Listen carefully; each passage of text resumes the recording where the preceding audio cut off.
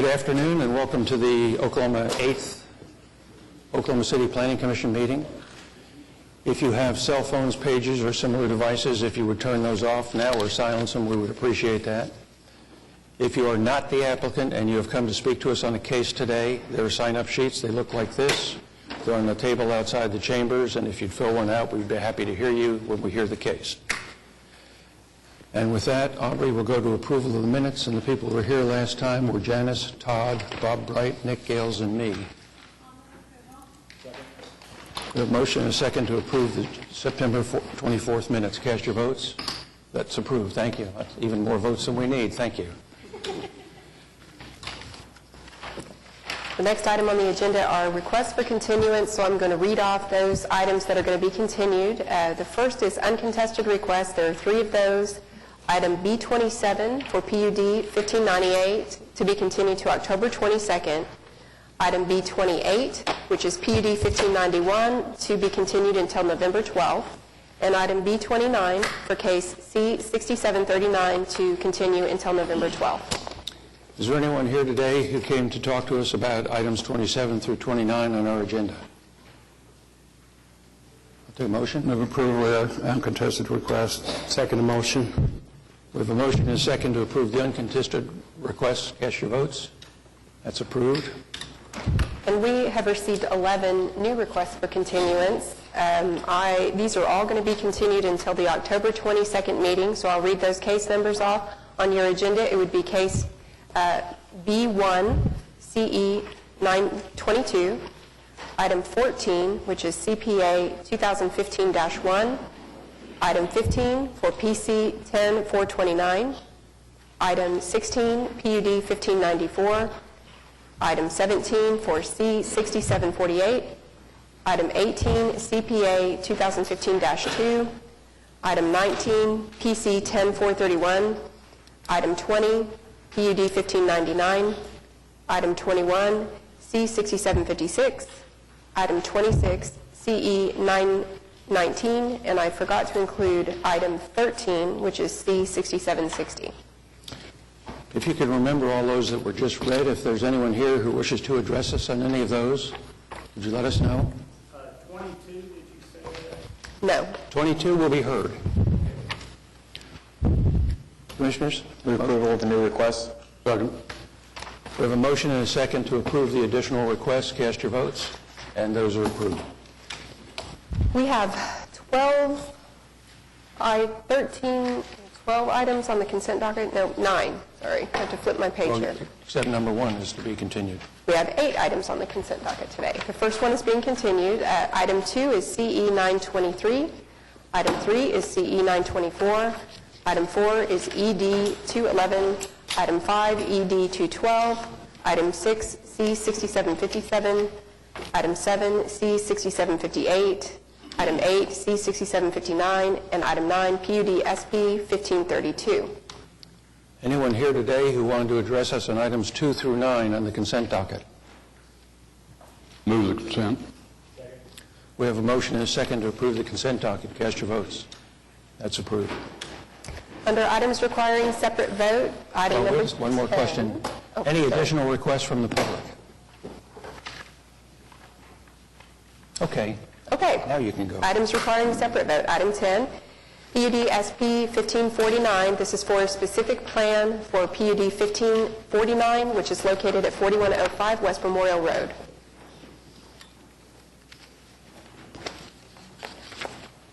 While he's coming up,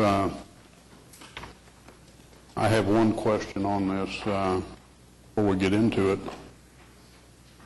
Staff has recommended a amendment to cover building material differences.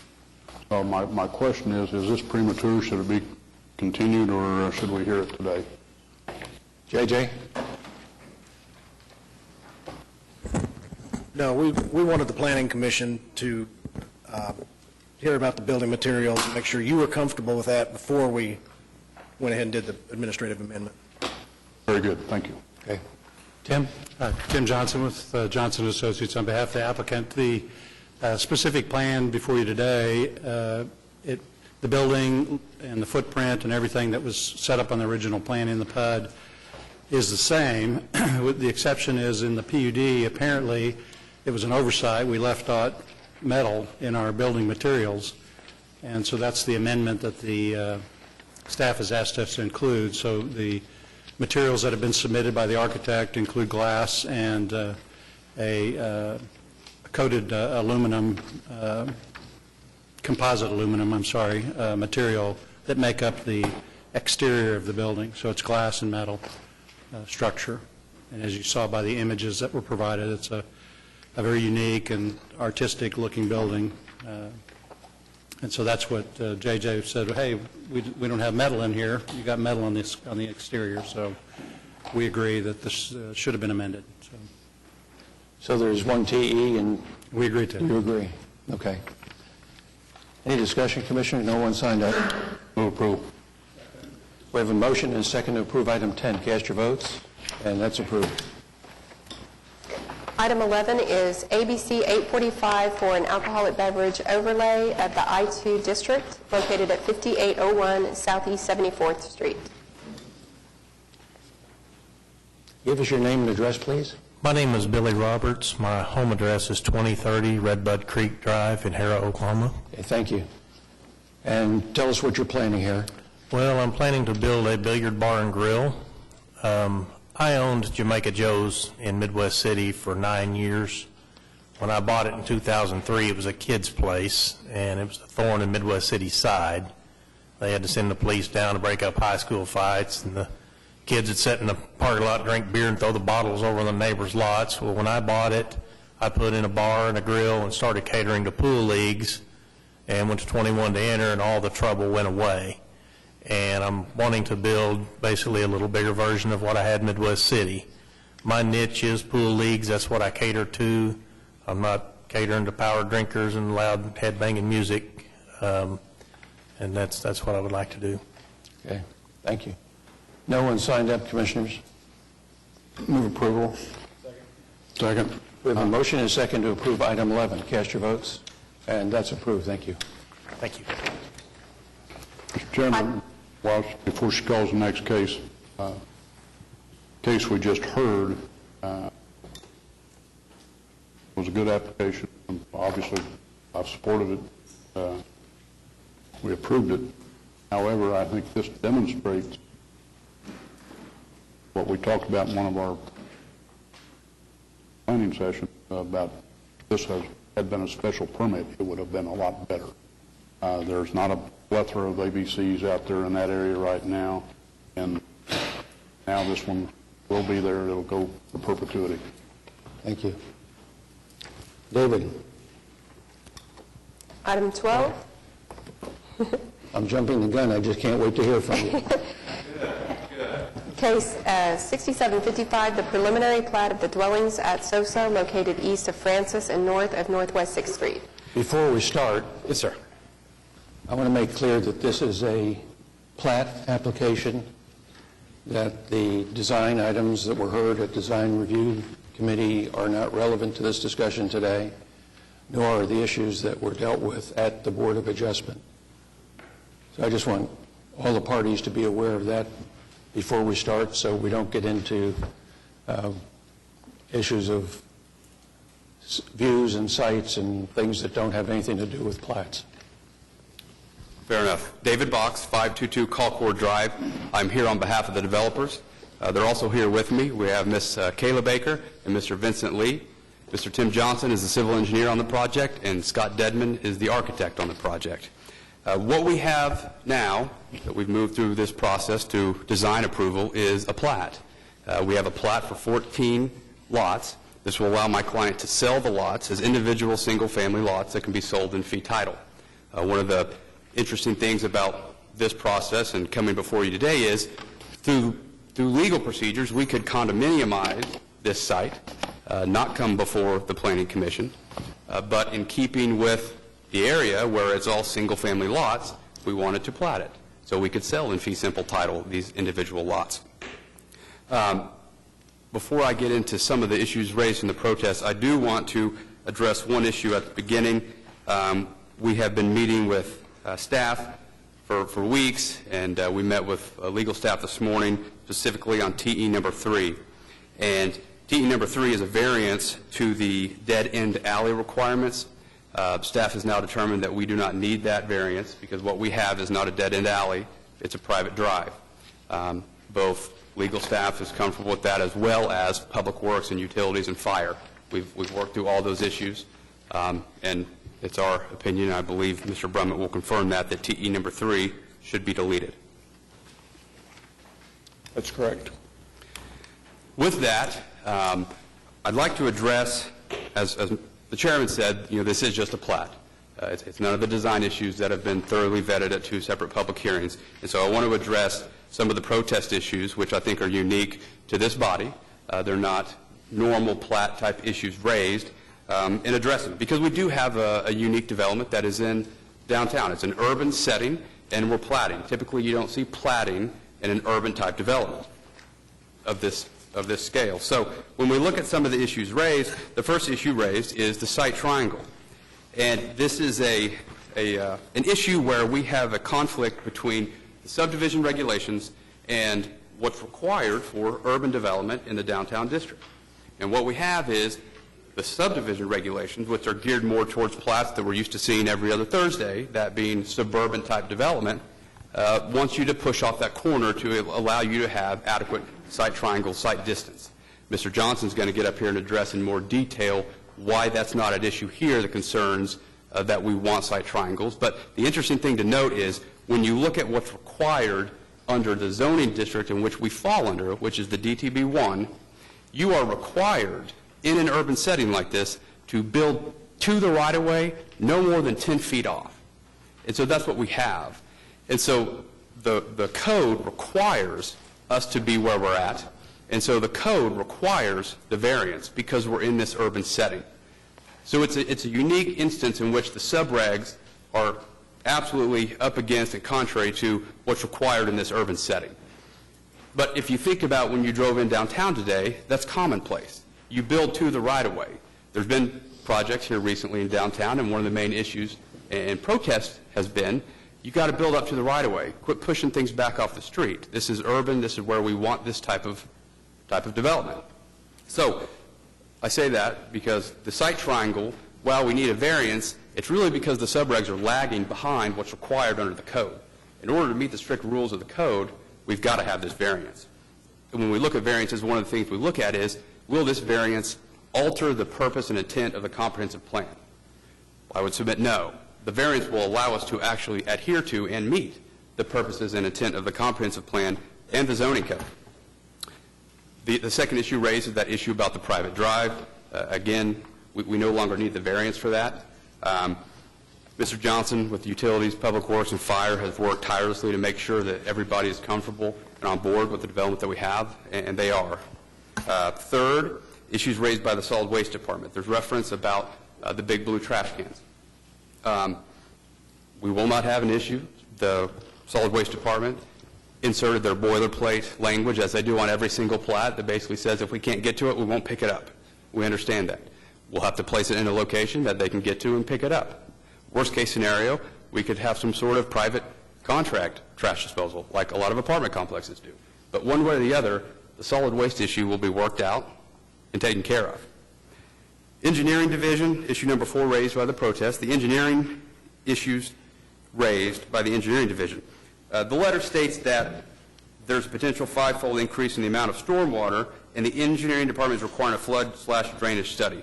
There will not be a flood/drainage study required with this. Mr. Johnson can speak to the details of that, but this does not fall within the area where a drainage study will be required. So we will not have to do that. Again, this is an instance where you're seeing boilerplate language that we see on almost every plat, but we're used to just skipping by it because it's boilerplate. Number 5, issues raised by the Utilities Department. We've taken care of each and every issue that the Utilities Department may have had. They have no objection to anything we have proposed. 6 is noncompliance with the subdivision regulations. Again, I've touched on that, but everything that this plat represents is in conformance with what is supposed to happen in downtown. The only issue we have with the subdivision regulations is that issue of it's lagging behind and it doesn't really comport with what we want in an urban-type setting. 7 is noncompliance with Plan OKC. A couple things about that. This application predates the adoption of Plan OKC. So we're under the old comprehensive plan. We conform with that plan. Again, it's a plat, so you don't really look at comprehensive plan conformity when you deal with plats. You deal with comprehensive plan conformity when you deal with design and zoning and things of that nature. I would submit, even if we did fall under the new comprehensive plan, what we have is compatible. This area is designated as urban high intensity. The target range for density within urban high intensity is 40 to 100 dwelling units per acre. So we're well within the framework of what is projected in urban high intensity. Now, as a subset to that, there is a downtown development framework. Again, we're not under that policy. It was just approved, I believe, recently, or maybe it's still in the works. But what that calls for in the cottage district is low-density residential. I would submit that single-family residential is low-density residential compared to what we normally see in the DTD area, that being high-density multifamily residential projects. 8 is noncompliance with that downtown framework that I just touched on. Again, I would submit that we do, in fact, meet that. 9 is noncompliance with the Midtown Urban Renewal Plan. That plan doesn't apply. That plan deals with urban renewal projects. That was confirmed by staff. This letter makes reference that that's not accurate. I believe that is accurate. It served as an amendment to the old comprehensive plan and, again, only dealt with urban renewal projects.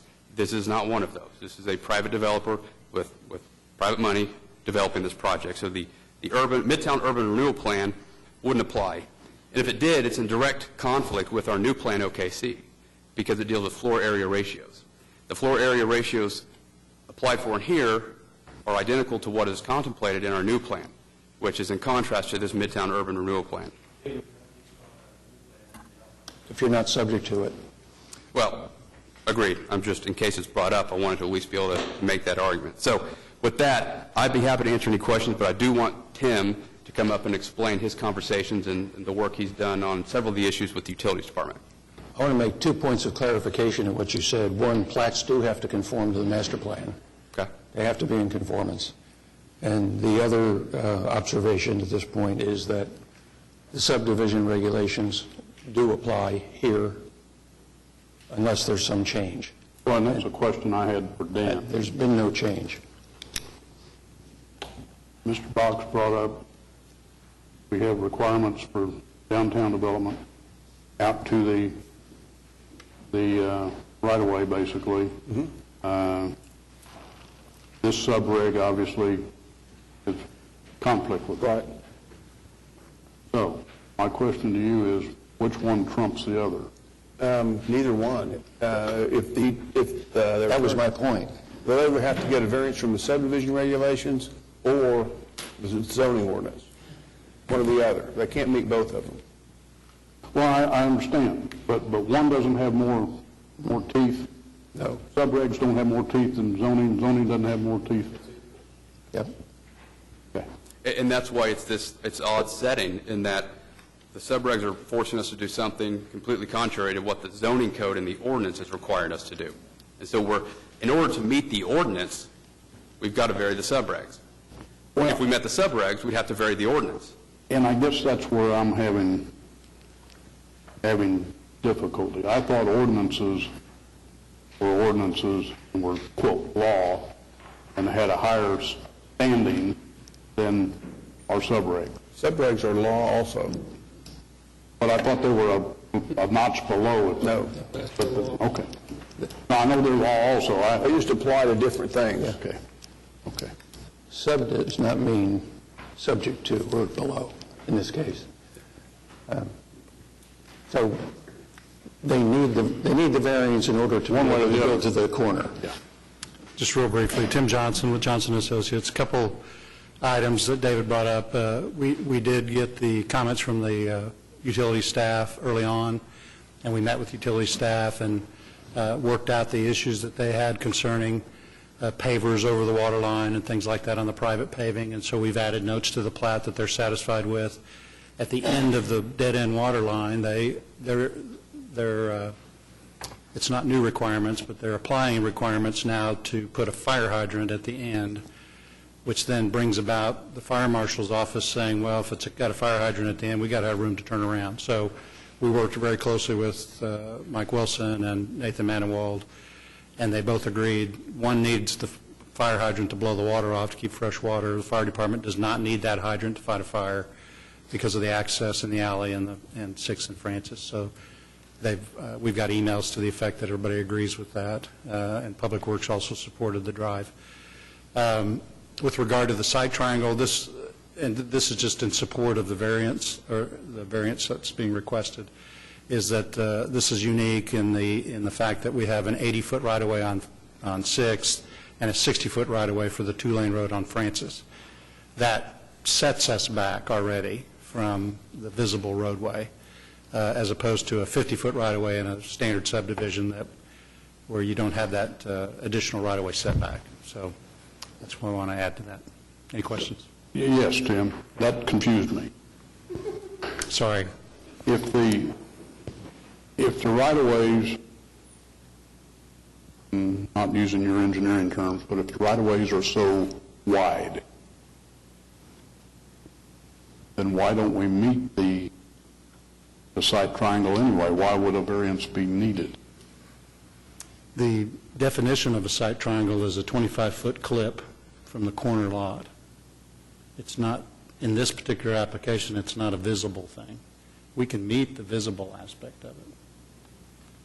Well, this is a technical definitional Correct me if I'm thing. wrong, staff, that the definition of the site triangle is a 25-foot clip from the corner lot. Typically, when we think of site triangles, we're thinking of a public safety issue. That's correct. Because I'm pulling out and being run over by ongoing traffic. Right. Because of the additional right-of-way width in these cases, it pushes what would block your view further back from the road edge in a standard subdivision where you But got the 50. 25 definition doesn't take that into account. That's correct. Thank you.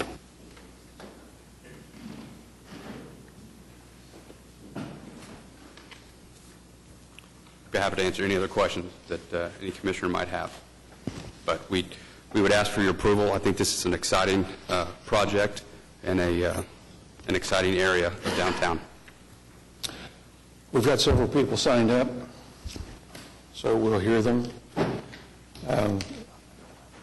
Scott Davis.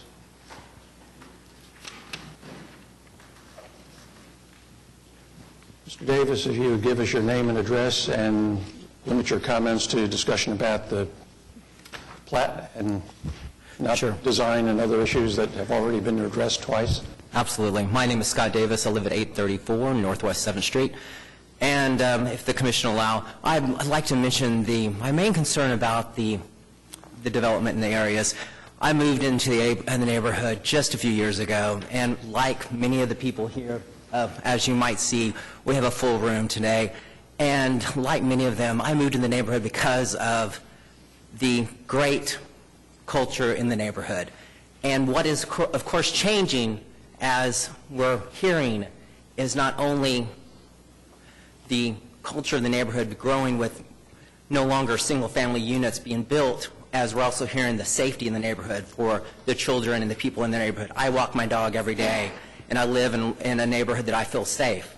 And now we're thinking about a neighborhood that we're going to have multiple cars driving up and down small streets that were not designed for this.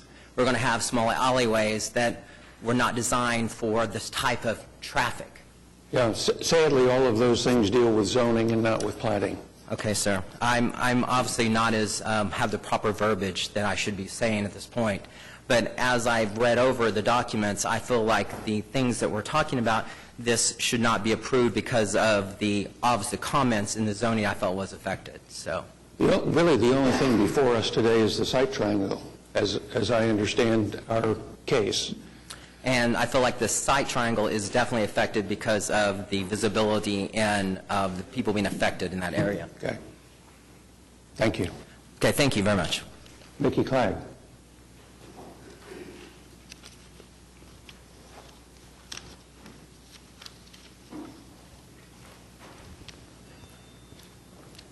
Mickey Clegg, 1225 North Broadway. Thank you. I'm president of Midtown Redevelopment Corporation. MRC is a not-for-profit that works to encourage the development of Midtown. The townhome development before you today is within the boundaries of Midtown and is located in the Cottage District. Over the years, MRC has worked to improve the Cottage District. Currently, we're coordinating a plan for a complete makeover of Red Andrews Park, which is close to this development. Several of our board members reside in the Cottage District. MRC received notice of this development from the Planning Commission. We reviewed the plat application and prepared the resolution that's in your packet.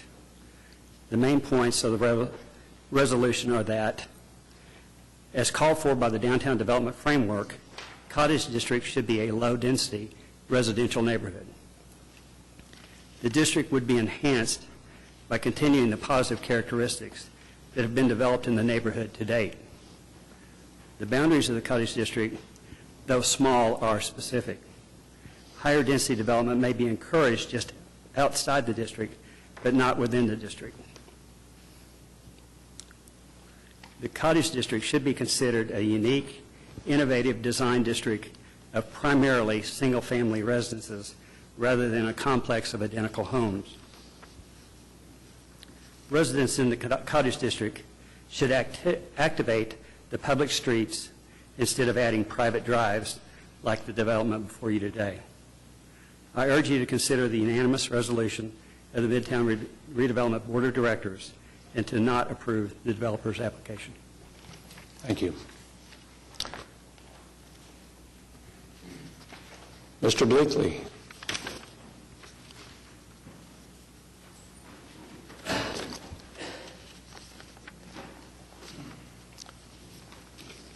Again, if you'll limit your comments to the plat discussion, Yes, sir. which is all we can consider I have today. eliminated all comments relating to the Urban Design Commission and the Board of Adjustment. Good. I'm not sure where the remaining comments fall within your purview, so please let me know if I'm getting astray. Give us your address. And I am Bill Bleakley. I reside at 3200 Harvey Parkway in Oklahoma City. In a few months, my wife and I are moving into our new home in the Cottage District, which we've planned for some 5 years now.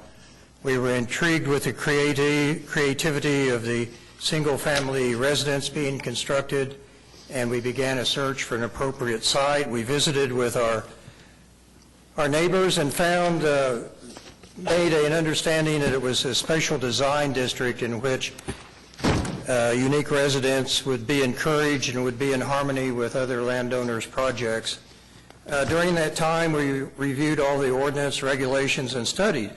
We learned that the Cottage District creation was as a special design district resulting from the Midtown Oklahoma City Residential Implementation Plan prepared for the Planning Department and Midtown Redevelopment Corporation. We're back to zoning issues again. Okay. And the issue before us is the plat and the variance to the triangle on the corner. I would suggest that the commission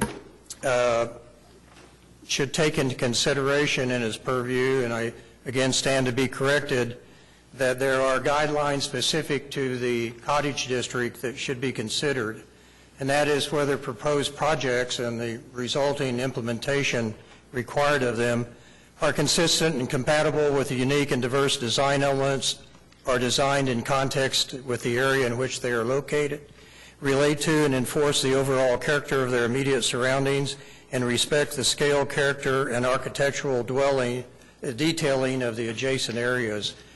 We're talking about the site triangle and what its implications might be. The Cottage District is overwhelmingly a low-density residential area. It is encouraging families and people with children and dogs and bicycles and other engagement with the community. 6th Street has above-average traffic. The egress and ingress from 6th Street to the Cottage District is challenging. If this development were permitted without a site triangle, that intersection at Francis and 6th Street would be very precarious to us. think in mind that there is inadequate parking, or there is, I won't say inadequate, there is no overflow parking for this development. There is no place for the guest except on the street, so it's going to have enhanced on-street parking, which will compound visibility with the absence of a side triangle to let people egress and ingress. Am I able to address the private drive in lieu of an alley issue? No? Okay. That's plating. Jumping quickly to my conclusion, I'd also, would it be appropriate for me to introduce the residents in the audience who are residents or planning to be residents? Jose wants to stand up, just let us know that All while you you're here, folks, that's fine. please stand for the commission, please. Thank you. Good, thanks.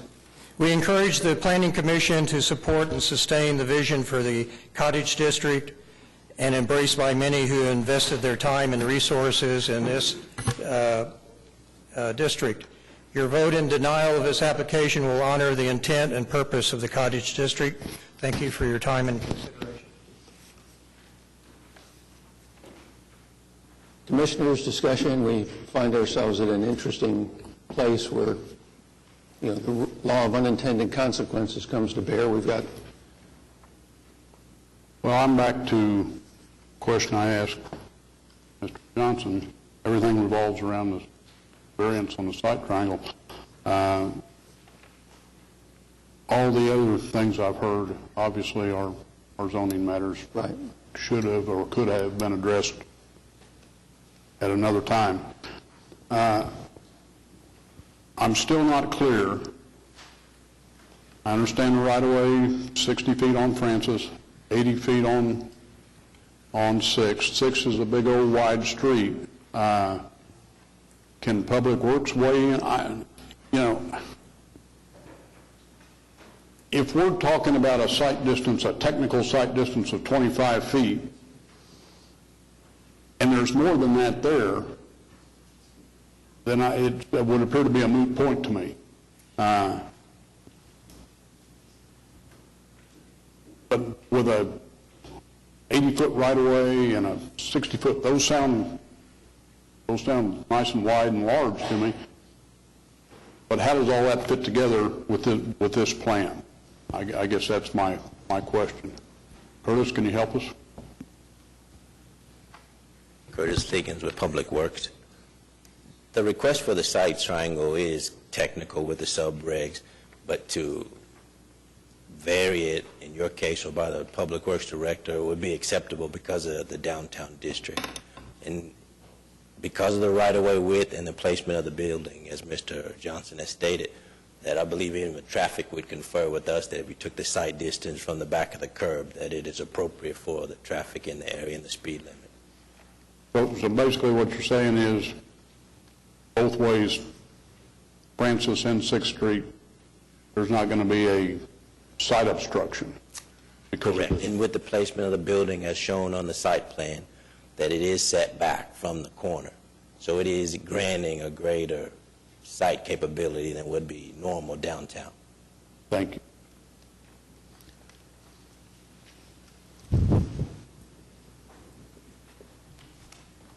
Well, as I look at it, I'm sort of puzzled as to how the DTD1 boundaries wound up where they exist today. I don't think that downtown guidelines really are appropriate this far west on 6th. Nonetheless, that's the boundary today. So that's what we're faced with. We do have a conflict between the subdivision regulations and the DTD1. So what you're suggesting is perhaps we, or someone, look at redrawing the boundaries? I'm suggesting that, well, since you've asked, that's already been raised by the Planning Department, Councilwoman Salyer, and me. And we will move to see if we can't redraw that boundary to at least limit it to the south side of 6th Street. I don't look at this particular site and consider it as I consider downtown in terms of what is there and what I would expect to generally be there going forward. Now, one item of interest, we talk about single-family being in the cottage district.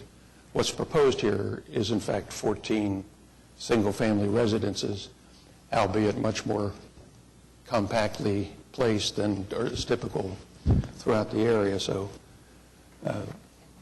this is not an apartment project, for example. I'm conflicted about the site triangle personally. Well, I was, again, I perceive site triangle issues to be public safety issues. And therefore,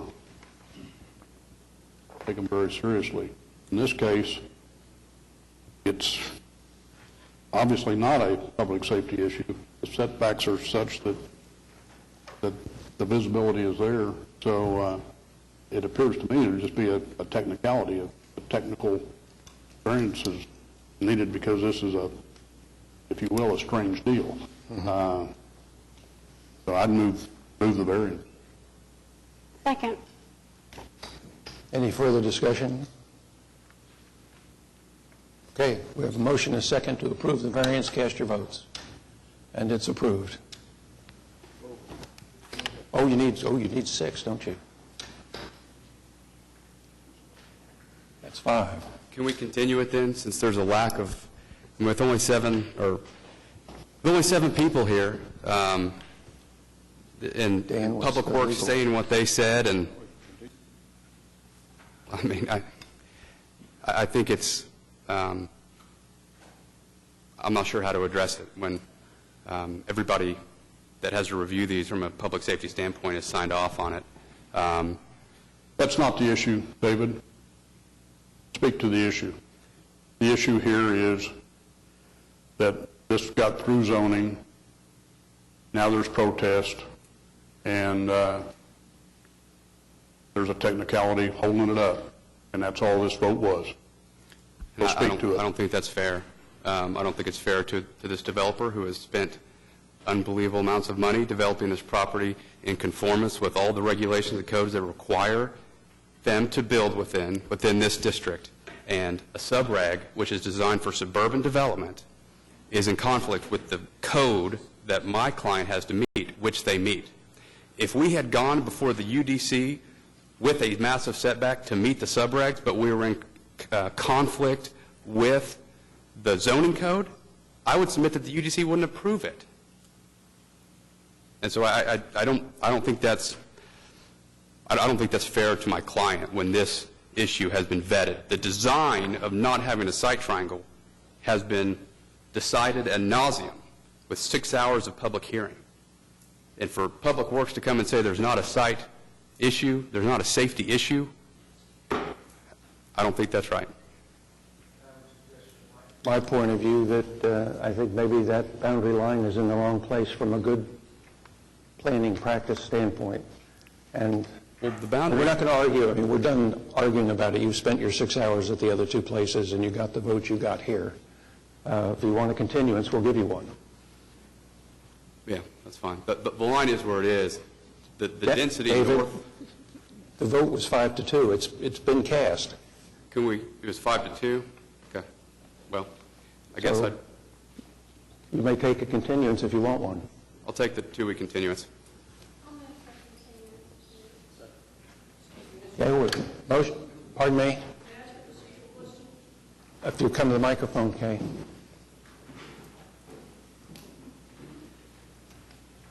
And give us your name and address, Kay, for the record. Thank you, Mr. Chair. Kay Floyd, State Senator, District 46. The Cottage District is in my district. I just had a procedural question. Do you need my address? Pardon me? 2500 Lincoln Boulevard, 73105. I just had a procedural question. What was the continuance granted for if the vote was final vote? For the possibility that the full commission would be here next time, the vote outcome might be different. If it's a final vote, how can it be brought up for another vote? Not a final vote. The motion was for approval. It did not pass. There there is no action.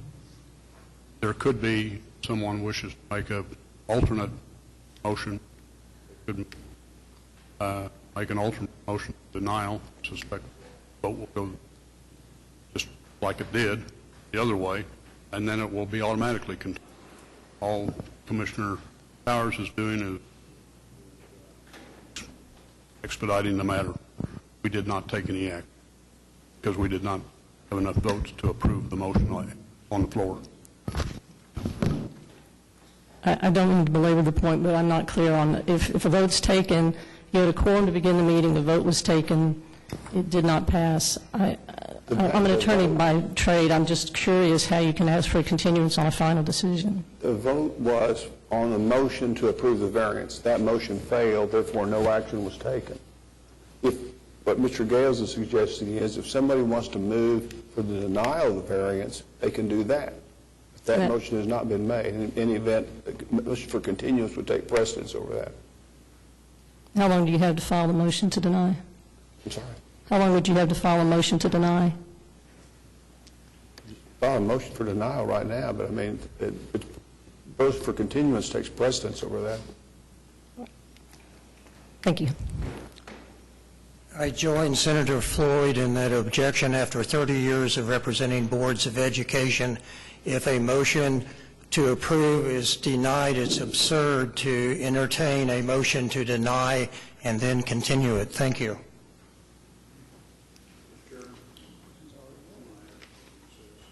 Okay.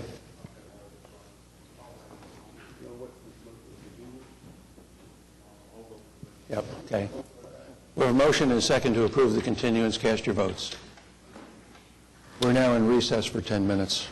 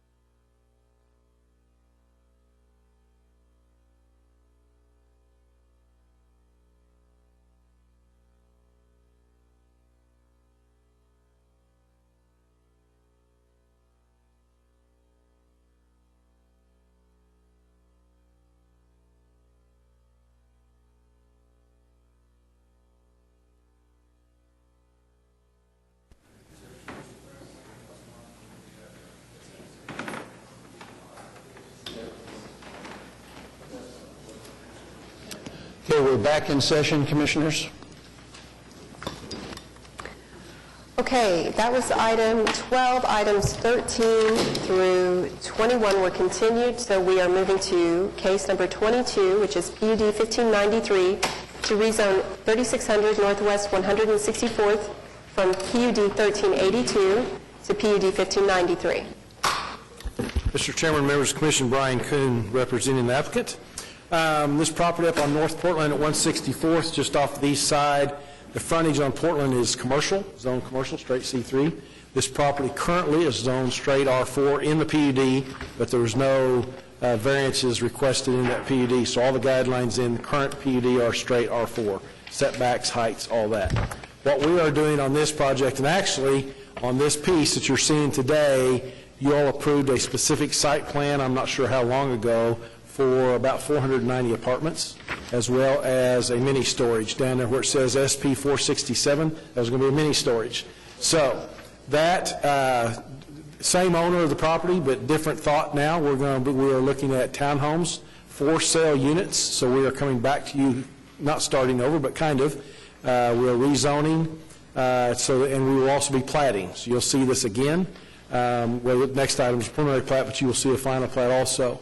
So these units will be for sale. The first application, when it first went in, had 3-story units on the entire site. We heard from some neighbors. We heard from the developer in Ironstone 3, which will be south of that where it says PUD 1382. We're doing the plans on the next phase now, where asking if we would move the 3-story away from the back of those homes. So if you take this exhibit, north is up to you on this drawing.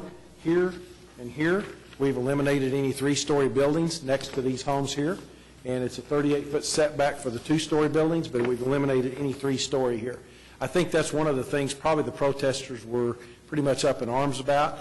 I noticed on the agenda it says you had a protest with 77 written protests or signatures on the protest. We were supposed to be here 6 weeks ago. We continued the item for 2 weeks so we could meet with the neighbors. We thought it'd be best not to have it down here. Couldn't find a room, some of them couldn't meet, so we continued it another time. So on the 24th of last month, which was actually our date to be here, we met at Francis Tuttle Votech, had a room full of people, explained what we were doing, told them that we were backing off that 3-story along that boundary. Some of them got up and left pretty quickly. A lot of them were thanking us at the end of the meeting, so I think that's why this room isn't full today. So I think it was wise of the developer to back off, say, you know what, let's go meet with these people and talk to them, let them know what we're doing. Most of them, when they realized that we're not doing 490 apartments anymore, were very happy to know that these are for sale units. Again, the new PUD is for that purpose, though, so we can plat and so we can vary the setbacks a little bit.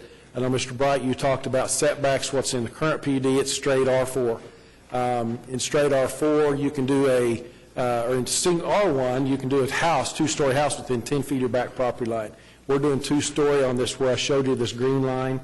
We're doing them we have a 38-foot setback. We have a driveway, private drive in the back. These units will all be facing towards the center with front porches, garages in the back, so that will be a drive lane in the back, 24-foot drive lane. So anywhere backing up to here and here will be garages for these units. Most, like I said, they all face out to the front. But these will all be 2-story along this boundary here. We are asking also and we had to do this because of lot sizes, some things that R4 does not allow, so that's the reason we're before you today. The same architectural standards are in most PUDs, the 70%. The fronts of the buildings will be mostly brick, the back will be brick and some masonry materials. So these are, I think, some high-quality things. What this developer is looking at doing is what's going on, what you've seen in Bricktown. He's trying to take that out to some of the other areas. And this land, like I said, was currently zoned R4, straight R4, so he thought, hey, let's try this project here. We've done multiple layouts on this property to try to make this work. We have an entrance that goes out to 164th. At 30 lots, we have to have our secondary access, which will go out to the south and to the west, out to Portland. A lot of the neighbors in Ironstone to our east were very happy about that also. Of course, right now there's a lot of construction out there, so it's probably pretty messed up, but they're seeing that when they come home from work, if they're coming from south up Portland, they'll be able to turn down. We'll have a collector street on that little panhandle thing you see, and it'll go into the next phase, and they'll be able to use that as their, and that'll be their secondary access also. They do have two up at the north end, but it only serves that north street, so this will be their secondary access. It'll be public street. All these streets will be private inside our area. They'll be built to public standards as far as the type of materials that are used on the streets. So public utilities, the whole thing. Be glad to answer any questions you may have. Commissioners, any questions? We do have people signed up. I do. Why aren't we going to see a specific plan on this? Because this is a plat, this is a subdivision plat, just like any other subdivision. The building elevations are in the PUD. This is similar to a single-family housing subdivision, which you don't do site-specific plans. This is pretty site-specific. I mean, we're showing the streets, all the layouts, where all the lots are going to be. One thing I will mention, I usually do mention this, and I don't get to say this very often, on the zoning, item 22, there's only one TE, and we agree with it. I don't know if we're hearing both items now, but at least on the first one, there's only one TE. Staff saw the benefit of getting rid of 490 apartments. And this is, item 22 is a zoning request. The other question I had for you is, there's a specific notation that parking alleys and drives are permitted within the setbacks. Is that common?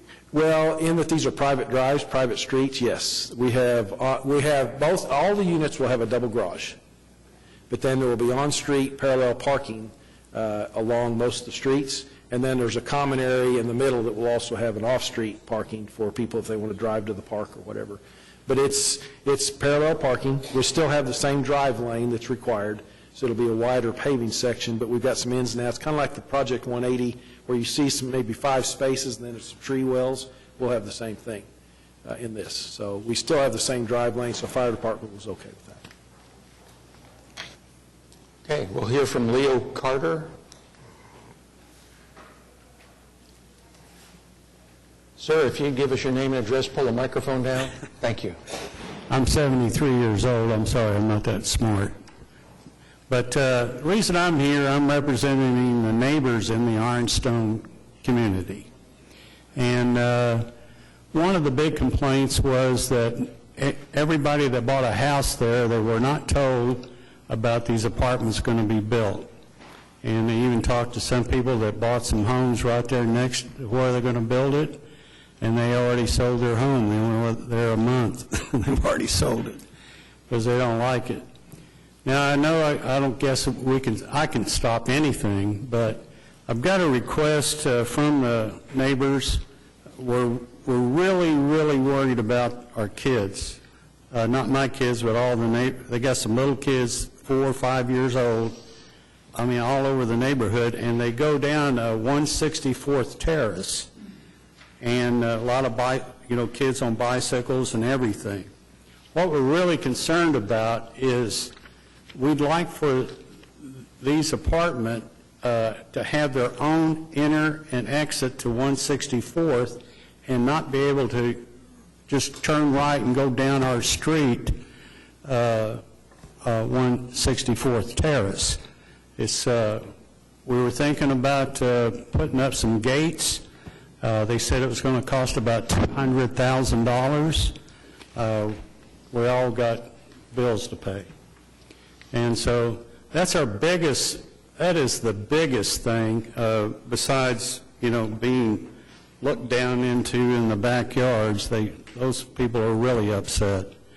And, but if there's some way, and I sent a note to Mr. Cipher, and I said, we, the neighborhood, are trying to protect our facility, mainly our children, from the proposed traffic that will enter and exit the 199 three-story apartments that are to be built directly next to us. We believe there's enough room at the end of the northwest home at the end of 164th Terrace to make an entrance to Ironstone, then have a separate entrance just for the apartment complex so they can go directly in and out to 164th Street. And if they wanted to make a U-turn and come into 164th Terrace, they could, but why would they unless they were going to visit someone in Ironstone? This way we could feel safe and protect our children. We have so many children under 4 years old here, and we want to keep them safe. We don't want to put in a gate because we just don't have the money. Would it be possible for Mr. Foster to agree to this, and the city of Oklahoma City and us? We're all praying that you can help us. God bless you. Leo Carter. Thank you. Casey Gray?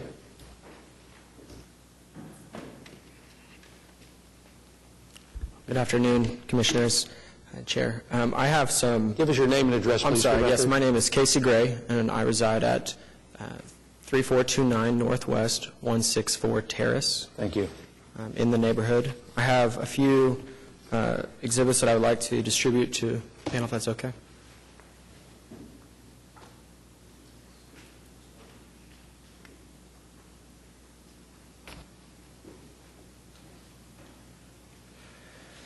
So these exhibits you'll see, this is in response to an email. This was an attachment to an email between Mr.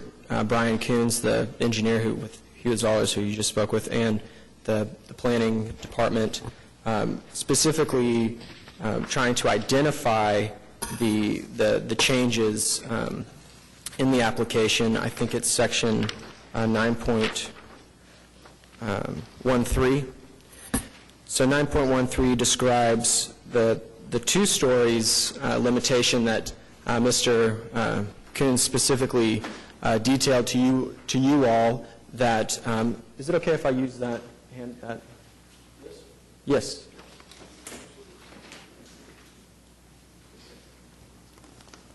So it's very clear that this area, that all of these will be 2 stories in order to protect the privacy and just the character of the neighborhood. However, what you might not have noticed is that Mr. Coons failed to discuss that these homes right here these townhomes will all be 3 stories, and well within the R4 height setbacks that are required under the zoning code. And he stated that you can build a 2-story single-family home within 10 feet of an R1 residential single-family home. And while that is true, the zoning code clearly states, section 15400.4C2 states, it is appropriate to specifically establish areas with height limitations where a transition to more intense uses or where a higher intensity development abuts a lower intensity development. And my protest is specifically to the height exception that they are seeking. If you look at this document right here, you will see that, and you compare it to 19.13, you will see that these homes at the very top, this is lot 1, 2, 3, 4, 5, 6, 7, and 8. So this is lot number 8. And you will see that it is proposed to be a 3-story, like everything that abuts those lots 1 through 8 will be 3-story townhomes. This exhibit shows Excuse me, can you show me 7 and 8 again, just Yes, sir. one more time? 7 and 8 are right here. Okay.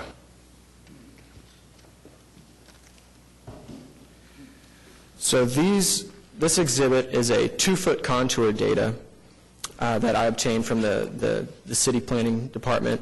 I thought their exhibit was very difficult to read the topography, and so I asked for 2-foot contour data, which is the highest data that you guys have, to describe the elevation that abuts lots 1 through 8.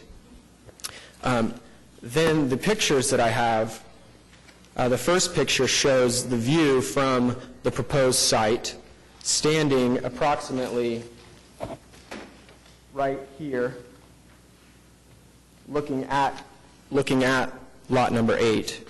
And you will see that the elevation change is such that their backyard, the footstep of where their door opens, is above the fence. And so within 60 feet of that, their property line, there's proposed that there will be 3-story townhomes.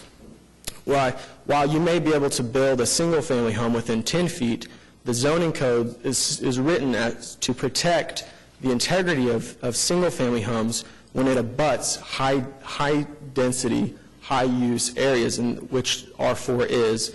And so we maintain that there is, or I maintain that there is no real reason other than financial why the needs of the developer should outweigh the needs of these property owners. And you see that this one shows it's a view from this corner right here looking north. So it shows the profile to show you how many homes have that similar view to lot number 8. And I walked out there this morning, and it's lots 5, 6, 7, and 8. All of their windows are above the fence line, and so they will all look directly out. And so if you go 3 stories up or 45 feet up, that will create a significant barrier to for their sight lines. Also, there may not be a privacy issue because the townhomes will face north-south, and so there may not be windows looking directly into their backyards. Nonetheless, the proximity to their homes will create an abrasive view when they're trying to enjoy life in their backyards, and I believe that will constitute a nuisance. And so therefore, I would humbly request that this commission not approve an exception to the height setbacks that are required under the zoning code. Thank you. Could I ask, whose fences are these?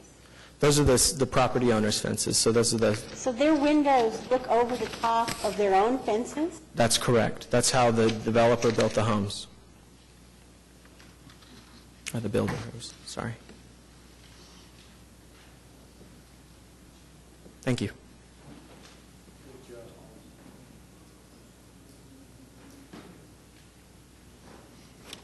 That's all people who have signed up, Brian. When at the meeting at Francis Tuttle, the owner, I think it's of Lot 8, he looks to the south, so that's probably 8, that one on that corner, was telling me, I've got my patio is about the height of my fence. So our units, our first floor is going to be way below their first floor. Of course, it goes up from there. And he was saying, how am I going to not see you?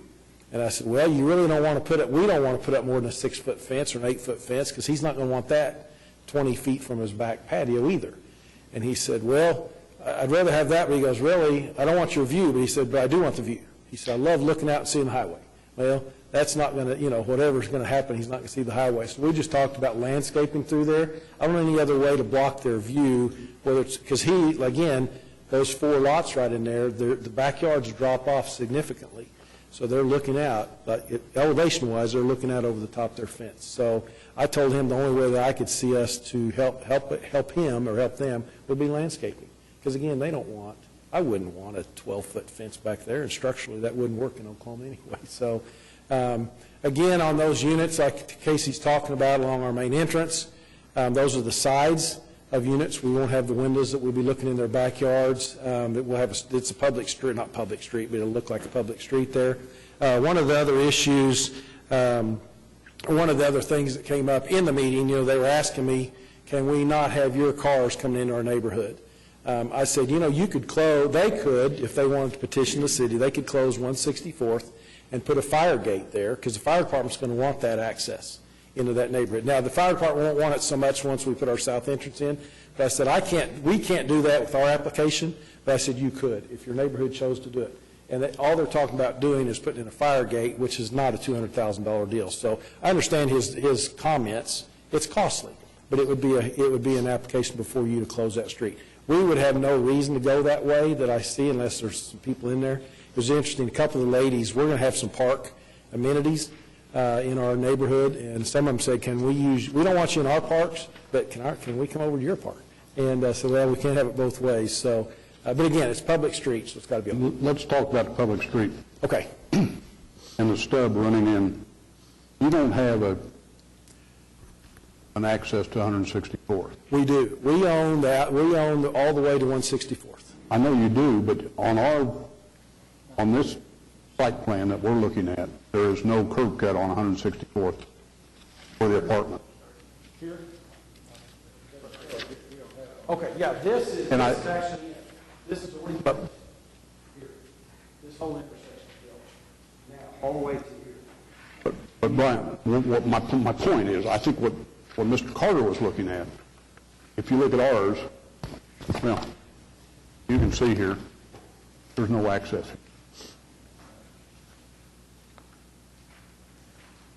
Well, there is, this was an easement dedication. The guys that did Ironstone dedicated that street.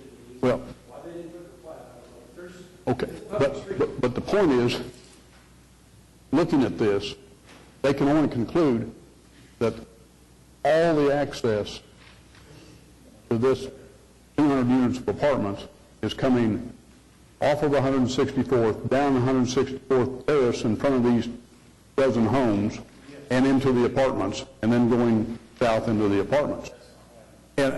And that's, I think that might be the point of confusion, if you will. Yeah, Ironstone's main entrance, and I was at Planning Commission when this happened.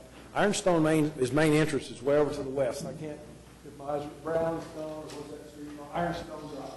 That was their main entrance, okay? And at the time that this went through, if you remember, there was a neighborhood to the east.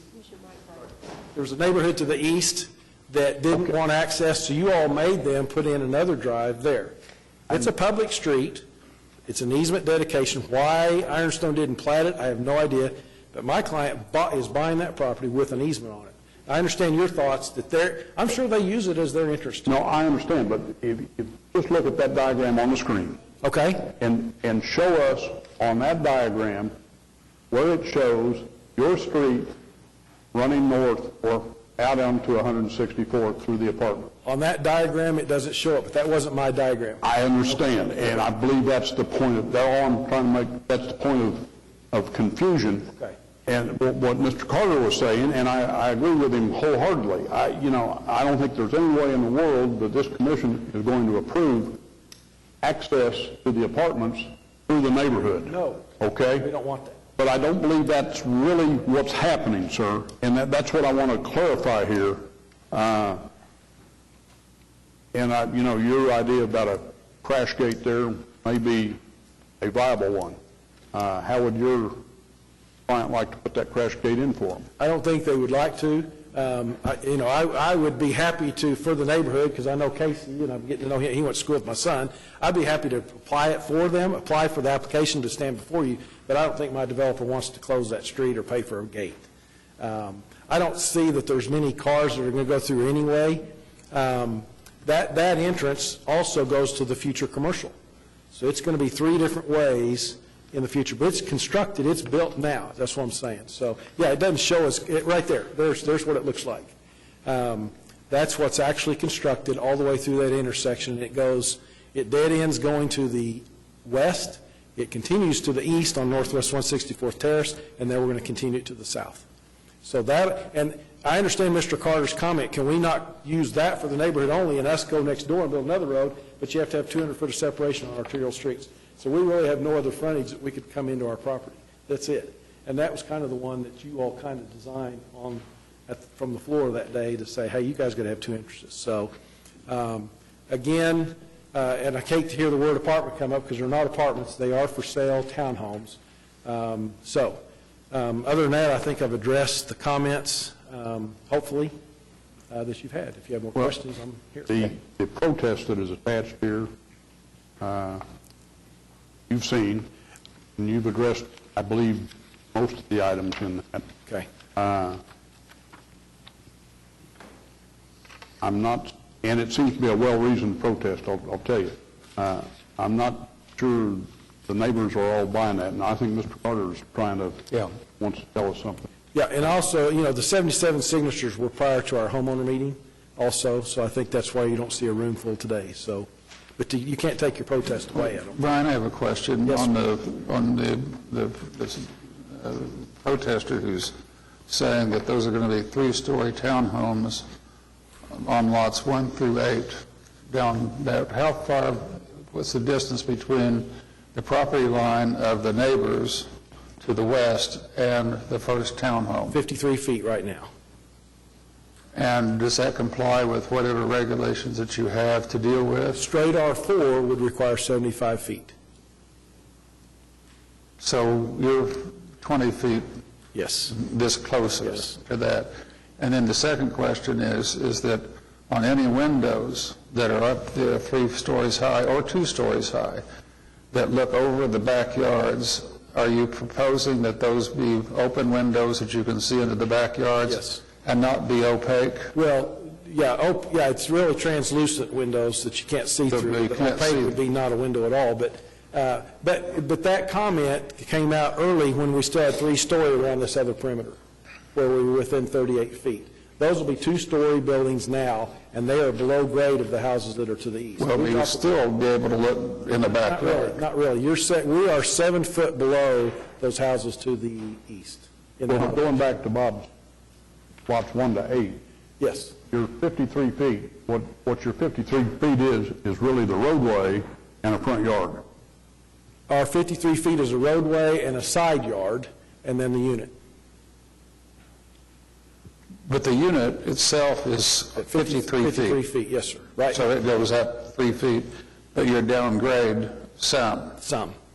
Yeah, like I said, the gentleman on that corner lot 8, his grade is higher than his fence in his backyard. So he'll be looking out, if he looked straight out, he would see our second floor, probably.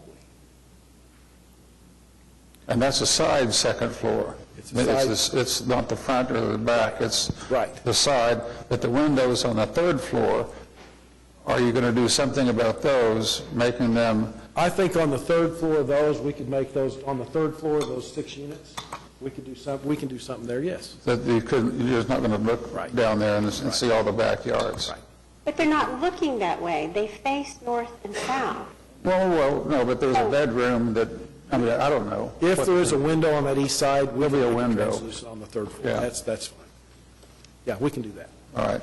Yeah. Okay, Mr. Carter wants to speak, if you'll let him. Okay, I'll get out of the way. Mr. Carter? Can you show the entrance to 164th and 163rd again?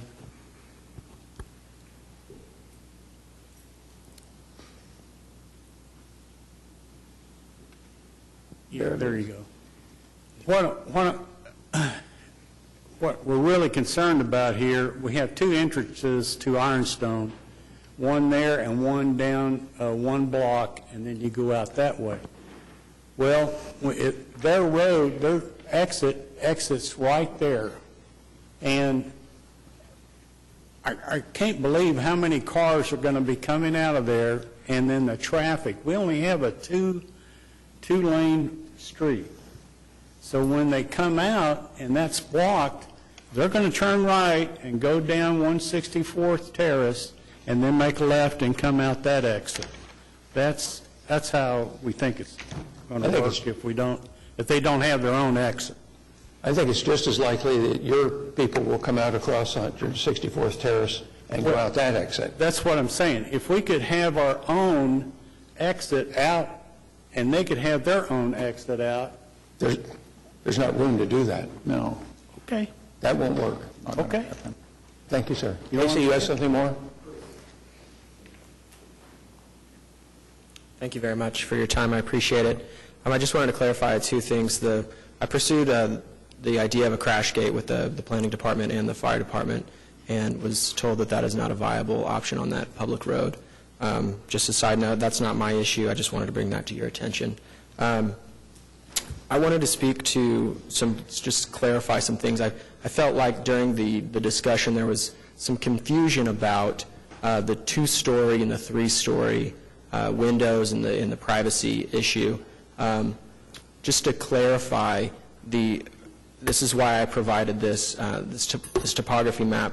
The gradient in lots 1 through 8 is almost flat. If you look the topography is such that it goes parallel with, and so it's virtually flat for the most part, and then there's, the homes are above the fence line, which I pointed out.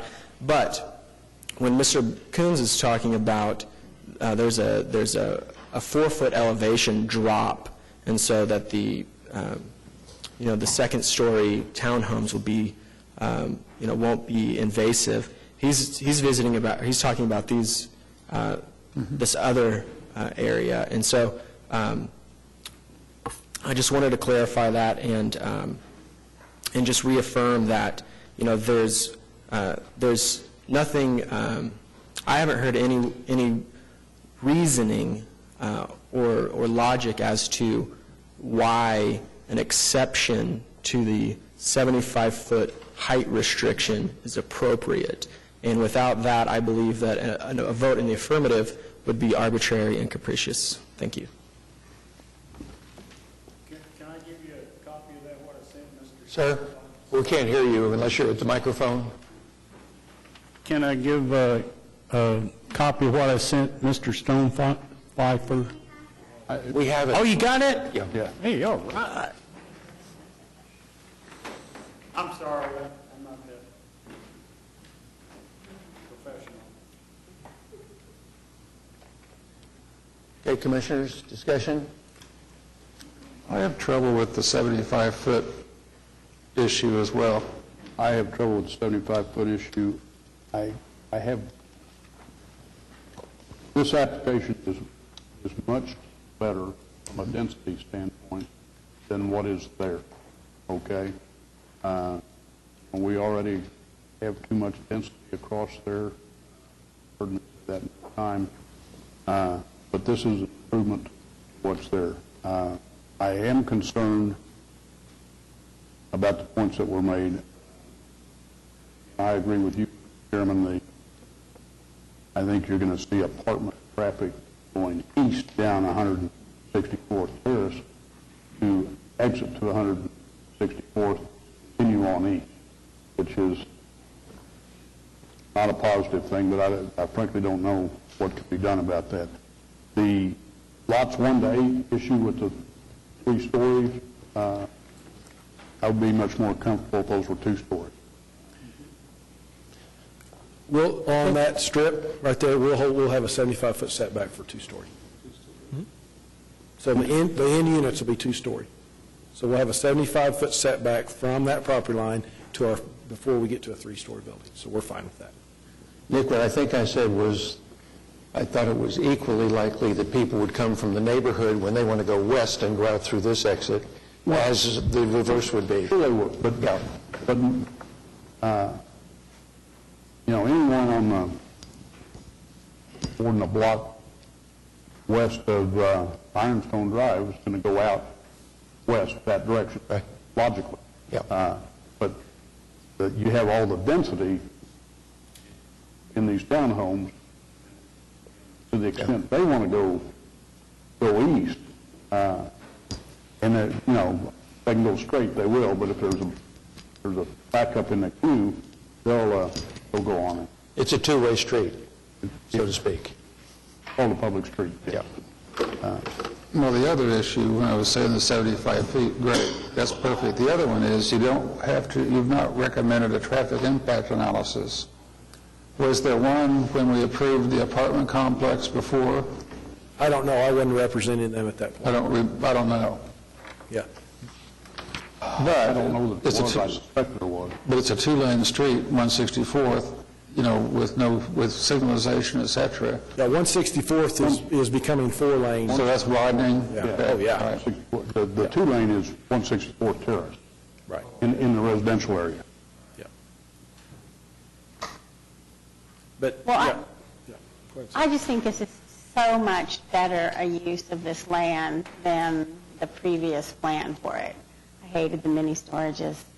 And, these townhomes will be such an improvement over apartments. By about, So if nobody else has anything they want to say, I'm going to move for approval. I'll second, but I think we need to add what Brian said about the For the setback, to add a TE. setback in the 2-story. that the townhomes, how will I describe this, that abut lots 1 through 8 in Ironstone will have a 75-foot setback from the property line to the first 3-story. So within that 75 feet, there'll be 2-story. And also incorporating the change that Brian's already told us that they've made with respect to the 2-story units along the little bit of north and east property line for the PUD. What was the discussion about windows on the east side? And if there are any windows on the east side of those units, they'll be opaque or Translucent. in some way treated so that they're not looking down into the, although with the 75-foot setback, it seems to me that sort of addresses that issue, but That's your motion? Second? We've got a motion on the floor.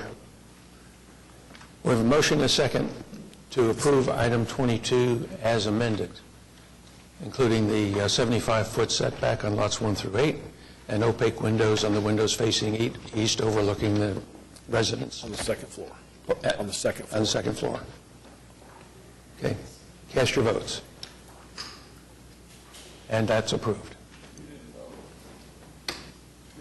There, I did. Might stick around. Item 23 is the preliminary plat for the same project, case C6747. Same address, same project. Thank you, guys.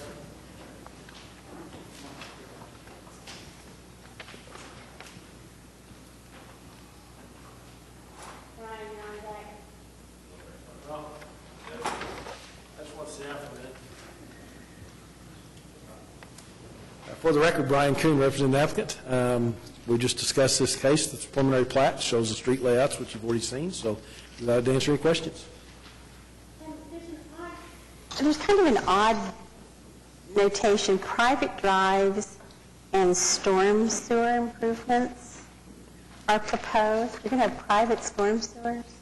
Is that a thing? I don't, where is that? On my staff report down here under summary of application, like the second sentence. Private drives and storm sewer improvements are proposed, but not private storm sewer. Okay, I just misunderstood that. No, storm sewer is all public. Okay. No one has signed up on this item, Commissioners. Move approval.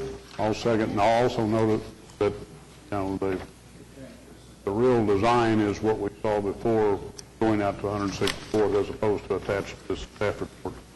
Okay. We have a motion and a second to approve item 23. Cast your votes, and that's approved. Thank you. Item 24 is CE 914 to close a portion of Northwest 14th Street at the BNSF Railroad crossing 1 block west of North Oklahoma Avenue. Mr. Chairman, while they're coming up, had an opportunity to go over a close look at, drive it. There was a lot of confusion last week about not having access to that one building. Right. It also pointed out that barricades have been up for 2 years, so the building. If you go look at it, Oklahoma is only about a little over 100 feet long before you get to the second building's loading. It's been a long time, but I used to drive a semi-truck, and this is accessible. You can stop on Oklahoma and back down that 100 feet down 114th and roll right into that dock. I would submit to you without a hitch, without stopping with one movement. I would point that out. The other thing I would ask, way of question that has nothing to do with either one of these applications, I would like to clarify for the record what's going to happen 16th. I believe there's going to be proper barricades there to not have noise. We're leaving 16th open. But I'd like that comment, that one question. I think we're going to find there's been a solution at 14th Street that's been worked out with the residents. Eric, here. Thank you, Mr. Chairman and Commissioners. Eric Winger, Public Works Director for Oklahoma City. So following the September 10th meeting, there was a protest from Mr. Mike Jackson, who appeared before you. And we had met with him previously, but he did bring up some new issues, and more specifically, it's the building he doesn't own, which is to the west of Underwater Services. It is his neighboring building, the one that has the docks. We were able to meet with him on site as he represented the neighbor and showed also through some diagrams and through box trucks, large semi-trucks, that there is a way to back those in from Oklahoma into that dock, and he felt that that was acceptable at that time. So we feel that we've resolved the concerns that were shared with you at the prior meeting, and I don't believe there's a protester here today necessarily on 14th Street. I'm also happy to update on the quiet zone if there's any questions on the quiet zone as well. Well, you've got one from Nick, so... Just the one I posed about, can you tell us what kind of signalization and barricades there can be at 16th? I understand 16th's being left open. So there's three levels of improvement. One, for the quiet zone, there's three levels of improvement. It's either a closed intersection, there's quad gates, or there's medians. At 16th Street, medians are proposed. Okay. So this will retain the existing gate system, but there'll be a new median added to 16th Street that will eliminate cars' ability to actually swerve through the closed gates. And no one is... for coming. Oh, and we've got Dr. I can't read the doctor's name. I apologize. Joseph Basinger. Well, would you come forward, please? Thank you, sir. Give us your name and address. I'm sorry. Dr. Joseph Basinger. I'm a Ward 6 constituent residing at 200 Northwest 19th Street, and I see that there's no protest today, so I will cut my lengthy speech in support of the street closures and quiet zones short. Thank you. Thank you for coming down. Does that apply to item 25, the next one as well? Yes, sir. Thank you. Move approval. No. Move approval. Do we have a second? Okay, thank you. We have a motion and a second to approve item 24. Cast your votes. That's approved. And item 25 is CE 916. It's to close a portion of Northwest 11th Street along the same railroad crossing line east of North Broadway.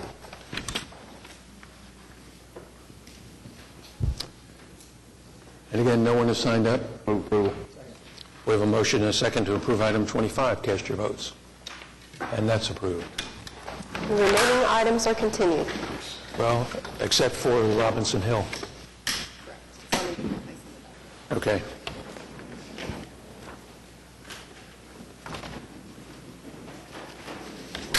So we're going to hear a brief presentation on the Robinson Hill Master Plan.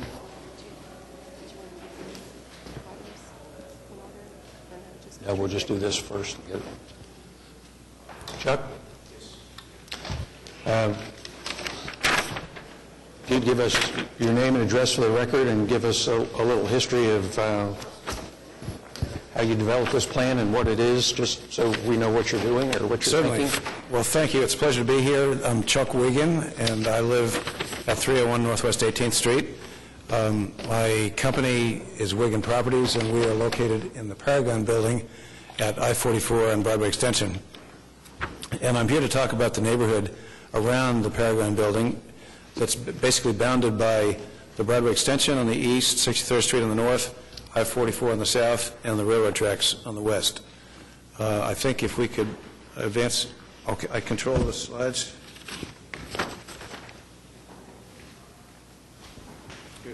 Thank you. Before I get too far, I would just like to introduce Alan Brown, who is the president of the Robinson Hill Neighborhood Association. And Alan is here with me to answer questions, and I'm going to make the principal presentation because I've been working with this since the very beginning, and so anyway, we're both available for any questions that you may have. So let's see. To advance this, I should be able to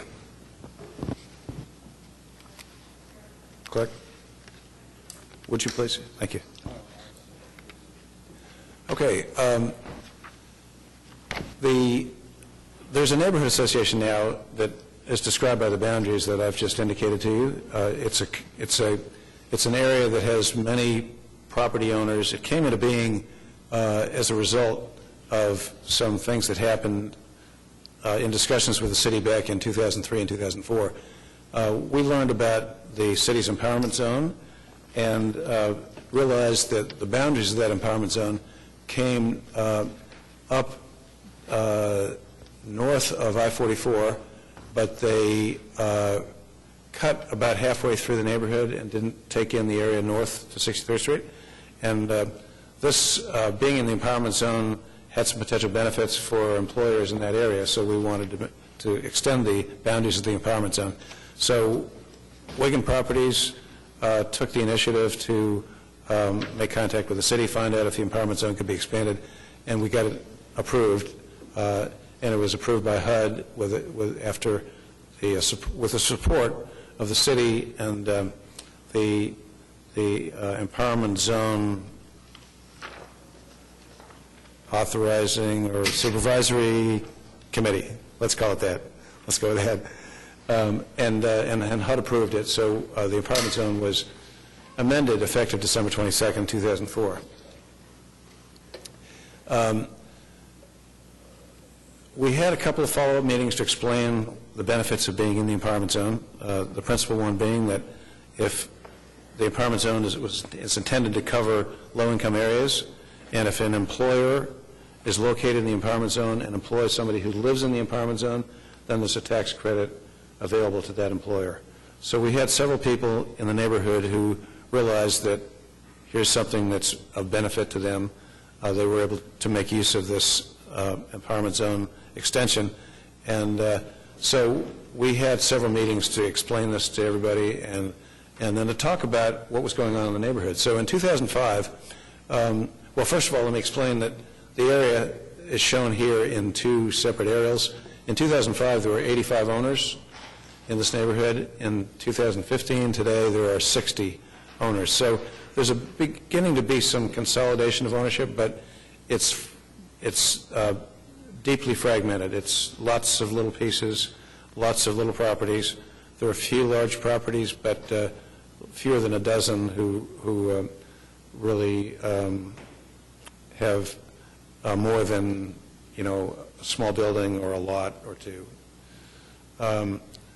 Okay, so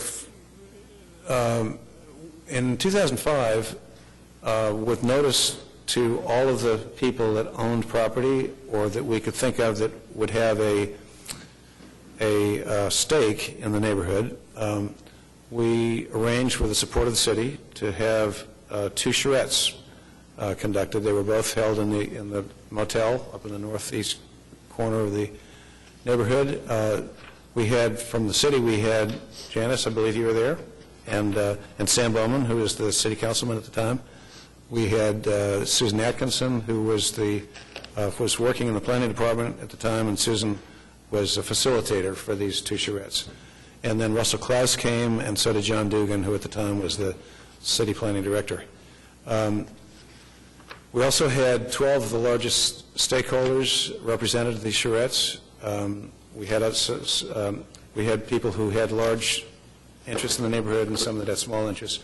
We didn't get anywhere near 85 property owners. We didn't get 85 people to come, but we notified all 85 that we were doing this and encouraged them to come. And afterwards, every property owner received an invitation, and we had some significant outcomes from these meetings. First of all, Susan authored a report that was called Bellevue District Opportunities on the Horizon, and this was a summation of what was accomplished during these charrettes, the ideas that were voiced, and some recommendations. And that report was distributed to everybody in the neighborhood, every property owner in the neighborhood, as well as some other stakeholders who didn't actually own property but were significant employers. And at the recommendation of the participants in those charrettes, and with the assistance of Neighborhood Alliance, we formed a neighborhood association. So this occurred in 2007, I believe, and it was the recommendation of the Charettes that we carry out a master plan. Well, none of these things had any great urgency about them, but these were things that we kind of worked on in our spare time, and so since the formation of since the charrette and the formation of the neighborhood association, we have elected officers annually. We have collected dues on a voluntary basis. We don't get everybody participating, but many of the larger employers in the neighborhood have contributed, and those legal fees have been helpful to us on a defensive basis. When we had a plan proposed to locate a drug rehabilitation center with a contract with the Corrections Department into the neighborhood. As you may know, I could have shown you in the aerial, I guess, but there is a corrections facility that is a prominent part of the neighborhood on the south edge. It was at one time it was a motel, and it's for the last 30 years or so it's been a corrections facility. Low, what's the term? Minimum security. Thank you, Janice. Yes. And they've been a good neighbor, but let's see, I'm going the wrong way. I'm sorry. Can you move me back? So they've been a responsible neighbor, but as a practical matter, the corrections facilities are not, let's say, a positive factor when considering a new development. Okay, making a major investment in a new project. The bankers and others that review these things are less impressed with your neighbor being a prison than they are if your neighbor is a nice hotel or a nice residential area, whatever else it is. So that's a concern that we all have about the future of this neighborhood, in the sense that what we'd like to see is an environment that is committed to a vision that we all share, that can lead to future investment and redevelopment for the benefit of all. So, so these are the things that the Neighborhood Association has been doing in the intervening years. Our most recent meetings were were last fall. We had two neighborhood meetings. One actually in the beginning of 2014 was to present the master plan. I guess I left that out. We engaged Butzer Gardner Architects to carry out a master plan for the neighborhood. And the idea of this master plan was to envision what the neighborhood might be like in 30 years if we were able to do some things that could generally raise the level of investment. And so that master plan was submitted to the Neighborhood Association and its membership in a meeting in April of 2014, and then we had a follow-up meeting in October of 2014, I'm sorry. We had a follow-up meeting in October of 2014 where we made a second presentation. We also had a presentation at that time by ACOG on regional transit, which I'll get to in a moment. But these meetings have been attended by Janice and also by Councilman Shadid. So we've stayed in touch with our representatives at the city so that we're not getting off track and that we're trying to act responsibly in relation to what the city would like to see for future investment and development. I want to say a word about the ACOG presentation because, as you all know, I'm sure ACOG has been the agency leading the charge on regional transportation planning, and they made a presentation called Regional Transit, Let's Migrate Together, which is their latest report on a plan for light rail. So this would be the line that could potentially run on the Santa Fe tracks from Edmond or further north, but from Edmond through Oklahoma City down to Norman. And this seems to have the largest potential as a as a transportation initiative that could affect the most people and be the most likely to find a way to be funded and so on. So we heard a report on this, and this, of course, would run, the Santa Fe Tracks being the west boundary of this neighborhood, is of great interest to us. And we were told in this presentation that that this location would be a fine location for a stop on a commuter rail link. So that is part of that shows up in our master plan for the neighborhood. Now, I don't want to presume on your time as to how much of this you want to hear. I can do a very brief walk through the contents of the master plan. I think you all have a link to the full master plan, so if any of you would like to review that in detail, it's available to you, and I'm happy to talk about as little or as much as you want to hear today. We all have copies of the plan, too, right in front of us. Yes. Oh, you do? Yes. Oh, terrific. Okay. Well, then, if it's okay with you, how about if I go through my summary of that? And then That'd be fine. I'll be happy to answer any questions you have about details. Whoops. Okay. So, Section 2.03, I'm jumping to a section of the plan that is fairly deep into the plan. And this talks about key urban design considerations for this neighborhood. The things that you see highlighted here are the entrance off of 63rd Street. Currently, Robinson enters the neighborhood from 63rd Street opposite Broadway Executive Park on the north, and it's the main spine currently through the neighborhood. So that entrance on the north is a consideration that could stand some significant improvement.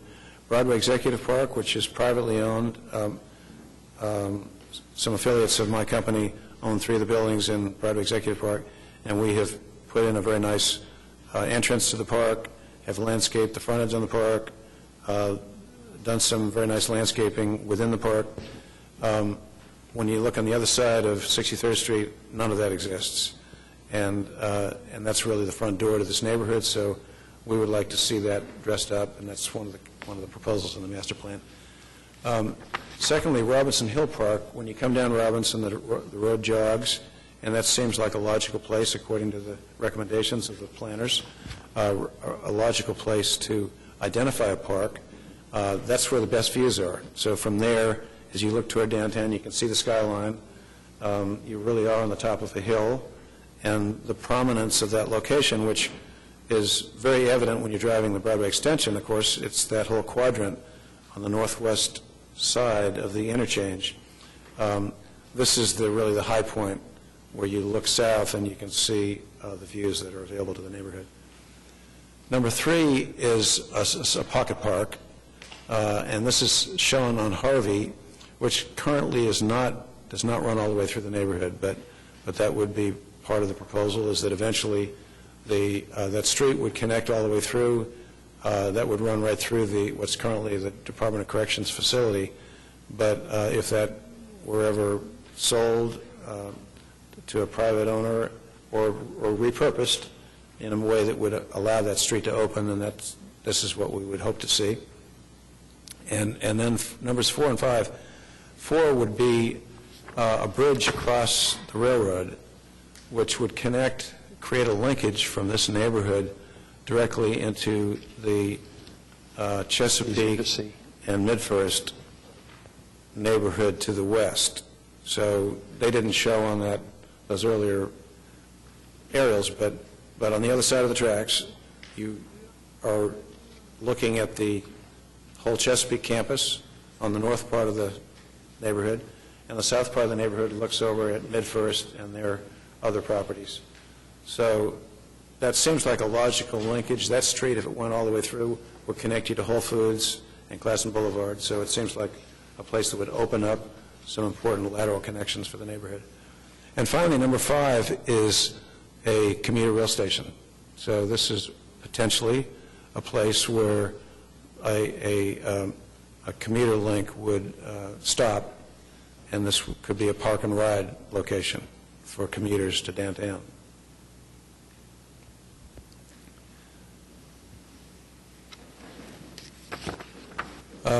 I'm jumping now to section 3.01, which is a street section, and this is lifted essentially. I mean, this came from our planner, but it's very, very parallel to the street typologies that are part of the urban planning that has been done, and I think these are in the OKC plan, aren't they? And so what we're trying to do is to link our planning process and thought process with what has been is presented to the city as a whole. And we think that we probably, if the transit-oriented potential for this area can be realized, then that probably means greater density, and it probably means a higher density typology on the streets. But this is the street section that's been proposed in the master plan. This is an area of the plan that deserves further development, but at this stage, the planners have gone this far with it. Streetscape improvements would go with that, with the street topology, street lighting, benches, bike racks, trash receptacles. Discussion of frontage types, primary frontage, secondary frontage. You'll note that these buildings front the streets. They're not backed in the traditional way, backed off the street with the parking lots in the front. The Paragon building, again, that's our building, but that parking lot was built at a time when, you built your buildings back from the road and you put your parking out front. The plan recommends that we think about the neighborhood in terms of developing up to the street. And so this goes on to talk about surface parking setback and a build-to line that respects the street frontage.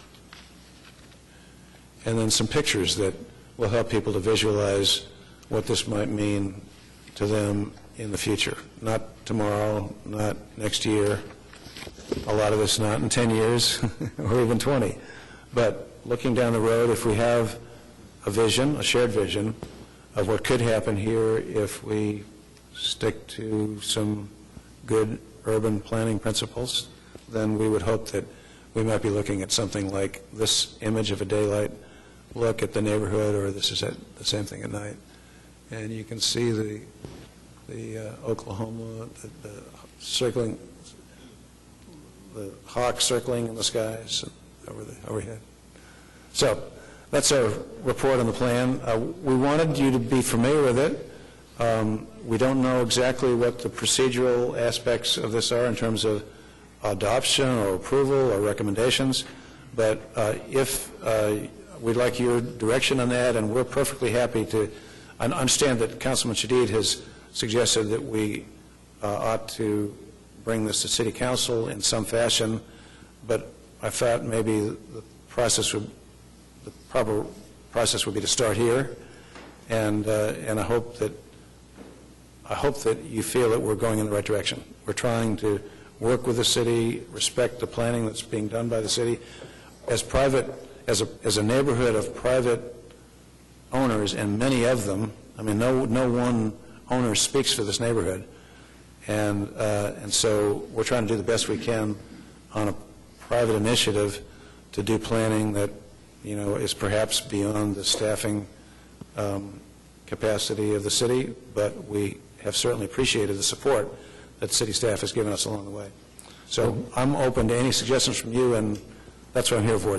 Well, Janice and Aubrey and I have been aware of this, and I thought it would be an interesting presentation for us to become aware of, just to see what one group that's interested in their area has tried to do. And there's been some consultation with the planning staff at different steps along the way, and this is the most, I'll say, I don't want to say aggressive, but professional kind of thing that I've seen a private group do lately. Right. And I thought we ought to be aware of it. And Aubrey, if you have some response or guidance you want to give at this point? I just applaud you all for doing this effort. I think that more groups in the community that get together like this, the better, to envision how the community is going to develop with an agreed-upon approach for development.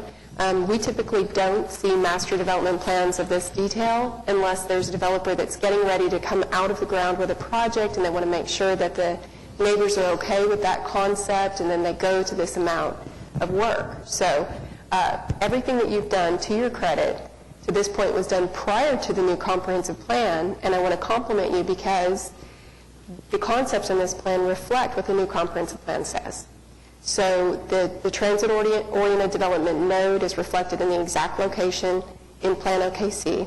The densities, the type of development, the infrastructure, the orientation of the buildings are all very specifically outlined in our new comprehensive plan, which was not the guide at the time that you were working on this project. So as we've sat down and reviewed the project, and I've said to you, if you built this today, if you came in with a PUD application to consolidate land, to do this development, it would be very easy for us to analyze it against the comprehensive plan and say you're on the right track. So I appreciate everything that you've put into it. I think that these types of master development plans are such a critical tool for communication in the community, and I hope that more people can do things like this. I think it's a wonderful thing for you to bring it forward so that the Planning Commission can see the work that's been done in the community, and hopefully expect that we'll see some applications coming forward in the future that implement this vision. Thank you. Dennis, you want to add anything?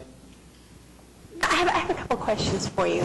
What do you all envision, what use do you hope to make of this plan now that you have it?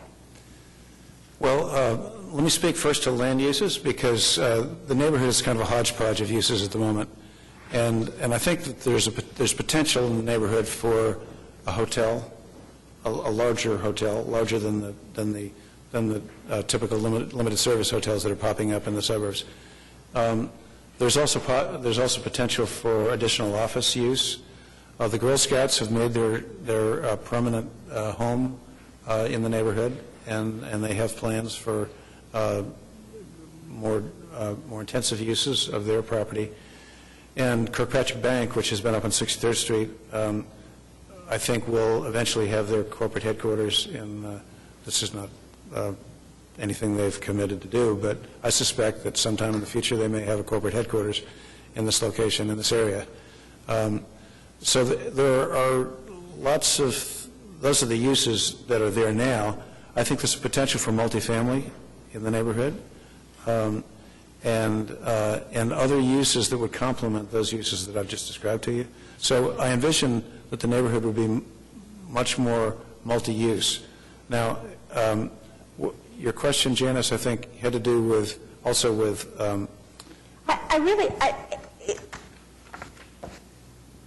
What will you do with this plan now that you have it? I mean, it's a wonderful plan, I think, and it's a wonderful vision.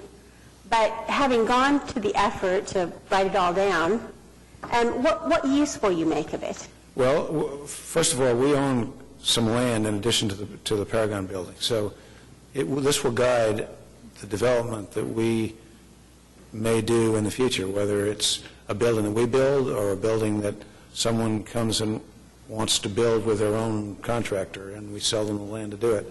But we want to have something that explains to that party that there's a future in this neighborhood that may not be evident when they drive around the side streets and they see, little, well, let's just say small buildings. What's there now? What's there now? Okay. There's a better standard that we can attain, and really, if we can do that, it will be to everybody's benefit. So to educate potential future developers. Yes. Okay. So we own land south of the Paragon building, we own land north of the Paragon building, and we own some land on the other side of Robinson to the west. But our land ownership is, might be 5% of the land in the neighborhood. Maybe it's 10 at the most. So we can't really control the neighborhood. I mean, if we were a developer that owned all this land, as you suggest, Aubrey, and we were making a plan for this is what we're going to develop, then I could say, well, yes, we intend to do this. I can't control this by myself, and so what we've tried to do is organize the neighborhood in a way that people could express their wishes and agree that this is a vision that they could all subscribe to. And we don't necessarily have an ability to control that, but we were trying to lay the groundwork. Now, does that answer your question? Well, sort of, but not quite. First of all, let me ask you about the consolidation of the property. Has there been any or a concerted effort to consolidate ownership in the area? There are some people that have been buyers of property. So pieces of it here and there? It's a hodgepodge there too, yes. Are there, maybe I should ask it this way, what are the big obstacles to that? To consolidation? To consolidation. Well, just that there's so many owners and there's so many small pieces, so. Because it was originally a residential. It was. And so there's like lot by lot ownership. Everything's platted with 25-foot wide lots, and these lots were sold at the state fairs, for suburban, the streets were never built, and so it's a hodgepodge. And I'll give you an example. What we own on the west side of Robinson is about a half a block. Well, it's about two-thirds of a block, but it's missing some teeth, around the edges. And so to develop just that block means that we've got 3 owners that we still have to acquire their land. I could go on and on. Yeah. That's the gist of it. So that's a long-term. It's long-term. Kind of thing. Yes. Again, I think back to your process of going through this, is that in areas where Oklahoma City might be transitioning, there might be bypass parcels, and you really don't know what the character is that the area is going to develop, plans like this and the process of going through it and getting everybody to think about it is very beneficial. The fact that you have a neighborhood association now is such a good thing because it pulls people together, and if they are part of this and have adopted this plan as the vision for the neighborhood moving forward, I think those are the pieces that you need, since each individual property owner kind of needs to be able to facilitate the development that they can do under their property ownership rights. So I think going through the process has its own incredible value, and having the vision for the plan set forth to present to the city gives us an idea of where property owners would like to go in this area as well. Yes, my next question then would be to you. What should we do next? What use should we make of this plan? Well, the plan already is completely in conformance with Plan OKC. So as this development comes forward, according to the vision of the property owners in the area, we would evaluate it against Plan OKC, and as Chuck and I have talked about, it seems to be very much in keeping with that. So I'm not sure that there's anything further that we need to do other than understand where the community's direction has gone based on their process. I'm sorry, go ahead, Jan. No, go ahead, Jan. Finish up.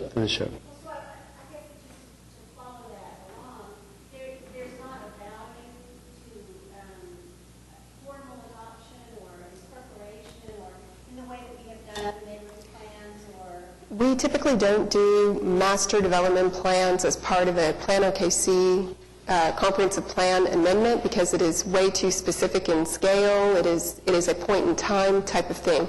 If it was an amendment to Plan OKC, it would amend land use typology areas. It's already in conformance with the land use typology areas. So this is really a master development plan, which is done typically at this level of detail to try to give people a vision for what scale and density and land use and type of development that they would like to encourage. It's definitely not something that needs to be amended into Plan OKC. Well, so if I was a person who wanted to go buy a chunk of land over in Robinson Hill, how would I even know about this? Well, I would suggest through the neighborhood association. If you formed a neighborhood association with property owners, they would be subject to understanding that this is the vision for the growth of the neighborhood. Well, Janice's question is a good one because, as you know, well, I live in a historic neighborhood, and you, I'm sure you know from your own experience that people buy houses in a neighborhood and they don't even know it's a historic neighborhood. They don't know that they have to get a CA for work they do in their house. So that will continue to happen in this neighborhood. I wish there were a simple way that we could make it known that there is such a thing. I suppose the same comment applies to the OKC plan. What's the correct terminology? Plan OKC. Plan OKC, thank you. It's confusing. We switched it to confuse people. Yeah, Aubrey, my question was kind of in line with that, which was where I was trying to go, Janice. Out of the 60 homeowners, 60 owners in this location, this particular area, how many of those are part of already the association that's represented today? Well, they all are. The way the neighborhood association is formed, it's because it doesn't require that they pay dues to belong. It's an association of people that have self-organized and that invite others that own property or are stakeholders in the neighborhood to come to meetings. So it's not an organization that has formal structure that demands active involvement.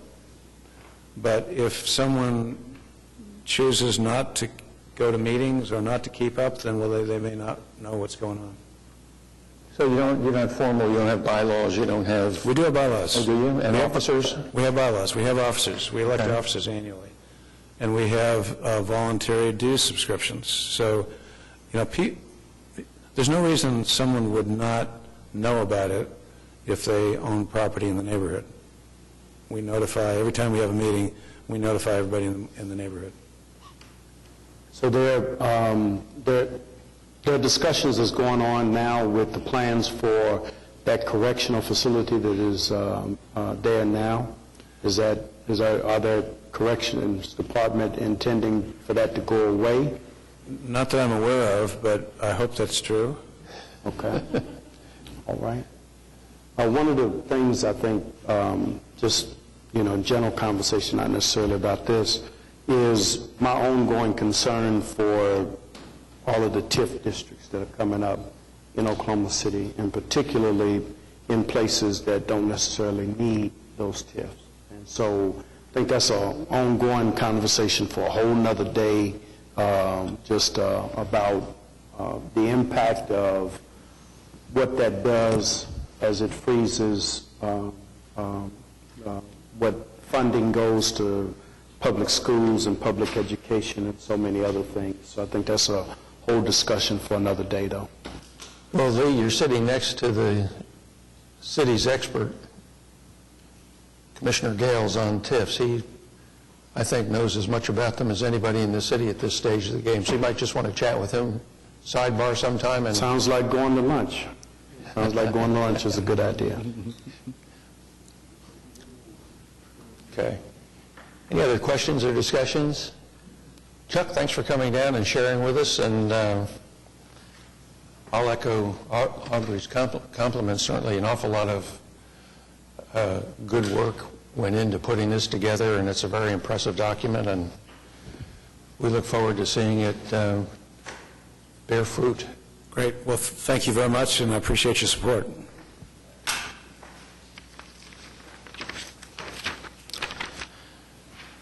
Okay, Planning Commission members, any discussion? Planning Department? Development Services? Municipal Counselor? Mr. Box? Okay, well, we're adjourned.